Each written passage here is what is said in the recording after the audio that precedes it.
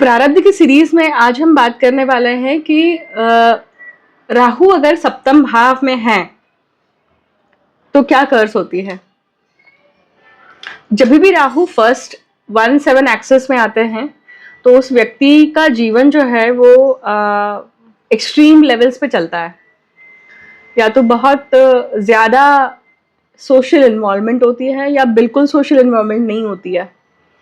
अब यहाँ पे राहु सप्तम भाव में है तो सप्तम भाव जो है, सबसे पहले ये समझेगा जिस प्रकार से सप्तम भाव स्पाउस का है और आपके बिजनेस का है, व्यवसाय का है, मतलब उसी प्रकार से ये अदर पीपल का है।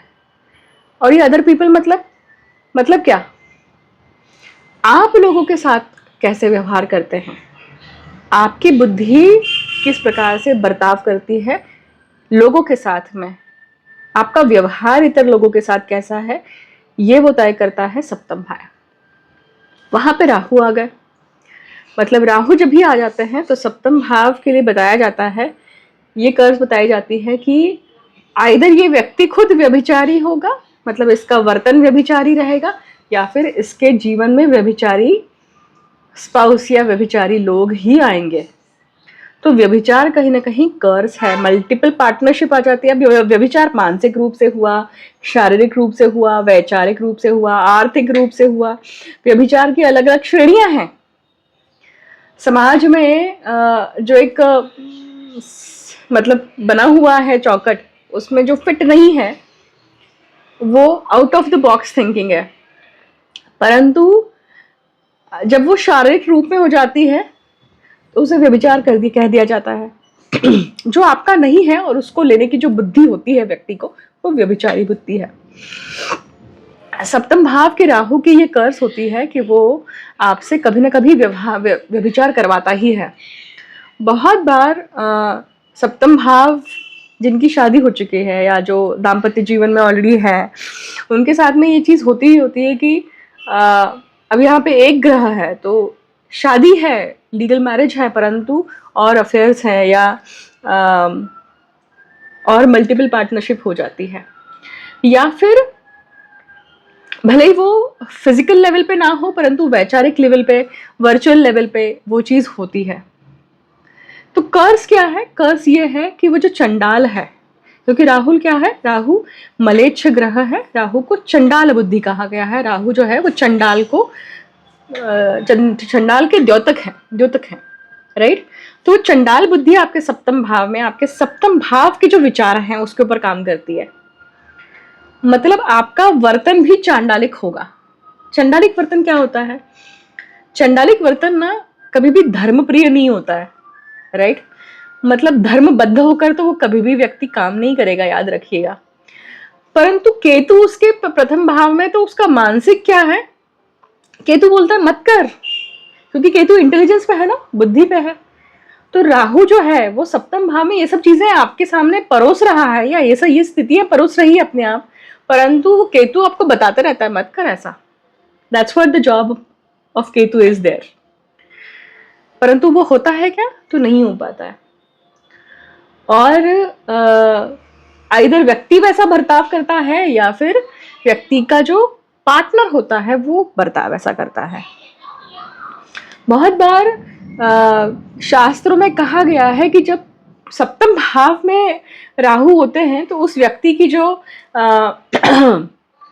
उस व्यक्ति का जीवन सही पद्धति से जितना एक्टिवेट जैसे होना चाहिए ना, बहुत बार तभी होता है जब उसके संबंध लीगल वेडिंग, मतलब लीगल वेडलॉक के बाहर जब होता है, तब उसकी लाइफ चेंज होती है, उसकी लाइफ में बदलाव आता है। अब सप्तम भाव के राहु के लिए एक और चीज कही गई है कि वो जो व्यक्ति है, जो भी उसको मिलने वाला व्यक्ति होता है, या वो व्यक्ति के साथ में झूठ बोलता है, अपने मतलब को साध्य करने के लिए वो चीज करता है। सप्तम भाव की ये खासियत है राहु की। ये सप्तम भाव का राहु जो है ये आपको बिजनेस के लिए बहुत अच्छा है, बिजनेस माइंड के लिए बहुत अच्छा है, क्योंकि वो राहु जो है वहां पे वो उसकी प्राप्त करने वाली बुद्धि भी काम करती है। चंडाल है ना, तो चंडाल कैसे सुख प्राप्त करता है?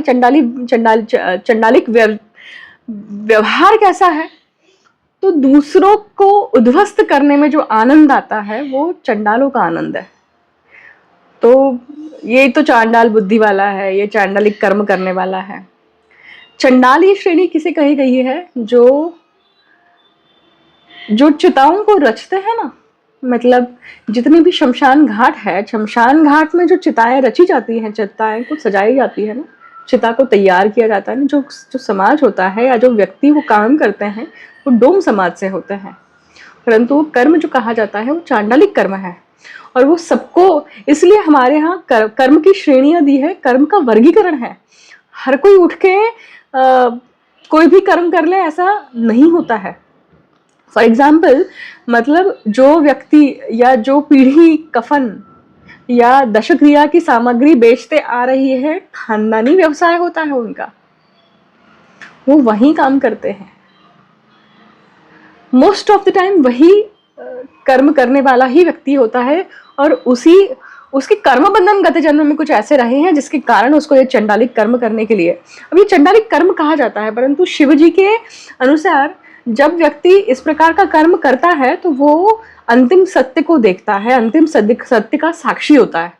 और जब अंतिम सत्य का साक्षी होता है तो उसमें अलग पद्धति की विरक्ति का भाव भी आता है। तो मतलब आप देखेंगे कि सप्तम भाव का राहु एक ऐसे लेवल को भी अचीव कर सकता है और एक व्यभिचारी लेवल को भी अचीव कर सकता है। अभी किसके ऊपर डिपेंड करता है?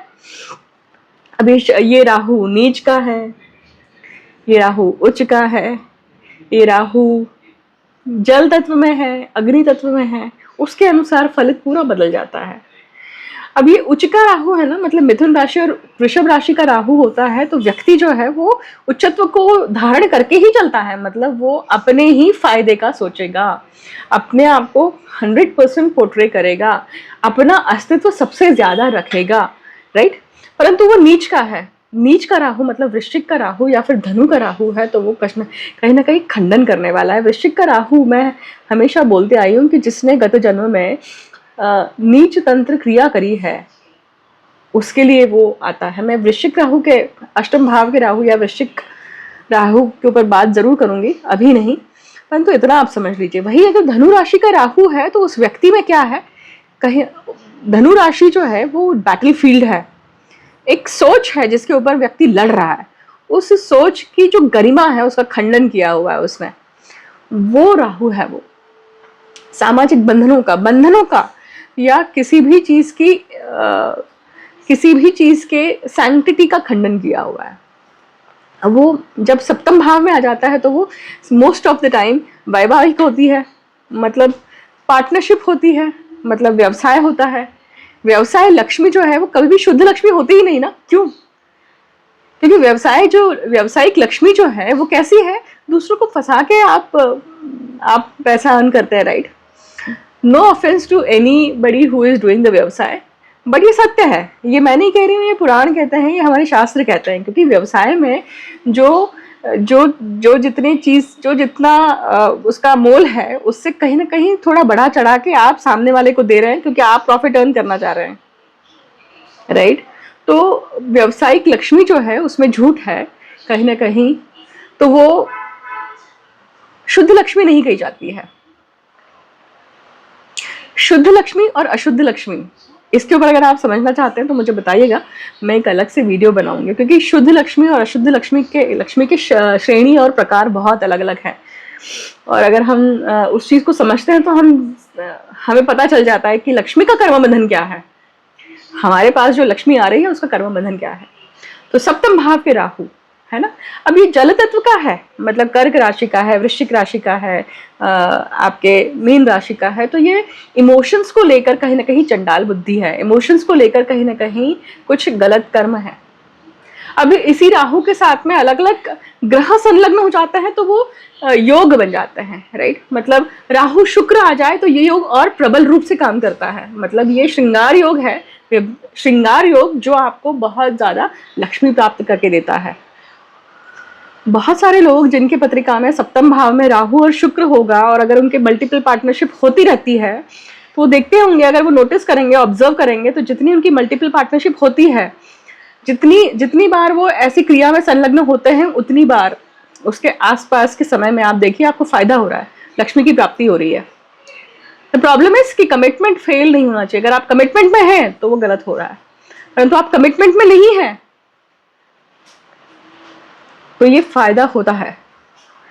उसके बाद में अगर वो बुध के साथ में है तो वो बौद्धिक रूप से कहीं ना कहीं क्या है, झूठ बोलना है, फरेब है, होता है, या चंडाल बुद्धि काम करती है।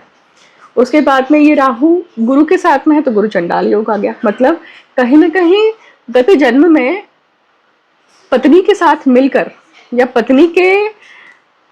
पत्नी को लेकर कुछ न कुछ ऐसा गलत कर्म किया है और वो गुरु के माध्यम से किया है, या फिर वहां पे गुरु इन्वॉल्व है, या आप खुद गुरु के रूप में कहीं ना कहीं स्थापित थे और आपने पत्नी के साथ में या पति के साथ में गलत कर्म किया है। फिर शनि है तो शनि राहु क्या हो गया, यहाँ पे पिशाच योग बनता है। पिशाच योग जब सप्तम भाव में मतलब राहु के साथ में संलग्न हो जाए तो ये बहुत अलग प्रकार का, मतलब जो व्यक्ति है, सबसे पहले तो जब ऐसे लोगों की पत्रिका है ना, उनकी जो सेक्सुअल लाइफ होती है ना बहुत डिफरेंट होती है, बहुत ऑड होती है, प्रेफरेंसेस ऑड होते हैं, भोगने की क्षमताएं बहुत अलग होती हैं, और उस चीज़ को समझने की या उस क्षेत्र को अप्रोच करने की क्षमता भी बहुत अलग है, माइंडसेट ही अलग है। और वो पैशाचिक बुद्धि अगर व्यवसाय के लिए यूज़ की जाए तो वो पैशाचिक रूप से काम करती है, पर कभी ना कभी आपको नुकसान भी कर ही देती है। वही अगर मंगल के साथ हो तो अंगार है, मतलब आप लोगों के साथ में हमेशा अंगार युक्त काम कर रहे हैं, मतलब हम आपकी वाणी से हमेशा आप लोगों को नाराज करते हैं, हर्ट करते हैं, उसके कारण आप कर्म बंधन बना रहे हैं। तो वाणी से या अपने प्रभाव से, डोमिनेशन से किया हुआ, डिक्टेटरशिप से किया हुआ वो व्यवसाय, ये कारण है। सूर्य और चंद्र की बात करें तो वो पितृदोष बन जाता है ऑब्वियसली, और सप्तम भाव का पितृदोष मतलब सीधे सीधे आपके खानदान में चला आ रहा हुआ जो कर्ज है, या पितरों को लेकर जो कर्म बंधन है वो है, राइट। अब अगर मैं त्रिकूट लेती हूँ या 4 ग्रहों का योग लेती हूँ तो ये वीडियो काफी बड़ा हो जाएगा, और ऐसे मौके या ऐसे गोचर बहुत कम आते हैं जब 4 ग्रह एक साथ आ रहे हैं, 5 ग्रह एक साथ आ रहा है। जैसे अभी मार्च में 5 ग्रह एक साथ आने वाले हैं, मैं उसके ऊपर वीडियो जरूर डालने वाली हूँ। तो इस तरह से आप इस चीज को समझ सकते हैं, राइट। अब ये सूत्र लगा के देखिए, ये सूत्र मेरे नहीं है, पराशर ऋषि के हैं। पराशर ऋषि ने जो बताया है उन्हीं सूत्रों को आपके सामने मैं डिकोड करके आपके समक्ष रख रही हूँ। इन सूत्रों को लगा के देखिए। आप मेरे पास पत्रिका से संबंधित कोई भी कमेंट मत डालिएगा इस वीडियो के कमेंट सेक्शन में, अपनी पर्सनल पत्रिका न डालिएगा, क्योंकि पर्सनल पत्रिका के योग अगर आप मुझसे पूछेंगे तो कमेंट पे बताना संभव ही नहीं है। उसके लिए सही तरीके से, सही पद्धति से अगर आप कर्म बंधन, पास्ट लाइफ चक्र समझना चाहते हैं, और अगर आप सीरियस हैं, सच में आप समझना चाहते हैं, उसके ऊपर कुछ काम करना चाहते हैं, अपने कर्म बंधन से इस जन्म में मुक्त होना चाहते हैं, तभी मेरे पास आइए, अन्यथा मत आइए। अपना पैसा भी वेस्ट मत करिए और समय भी नष्ट मत करिए, राइट। मैं सीधे कहूंगी आपसे। और रही बात दूसरे एक कमेंट की, हाँ, विषय को लेकर अगर आप कोई जिज्ञासा एक्सप्रेस करते हैं, आध्यात्मिक जिज्ञासा एक्सप्रेस करते हैं, तो ज़रूर मैं आपको उन सब प्रश्नों के जवाब दूंगी। और यहीं पे इस वीडियो को समाप्त करती हूँ। मुझे अंत तक सुनने के लिए बहुत बहुत धन्यवाद। राहु के नेक्स्ट भाव को लेकर प्रारब्ध की सीरीज में जल्द ही उपस्थित होंगी। Thank you so much. सूत्र लगाकर देखिए और मुझे वीडियो के कमेंट सेक्शन में आपके अनुभव बताइए, राइट। अगर ये डिक्टम किस प्रकार से आपके ऊपर काम कर रहा है या आपने आसपास कैसे देखा है, right. See you soon. Thank you so much. हर हर महादेव।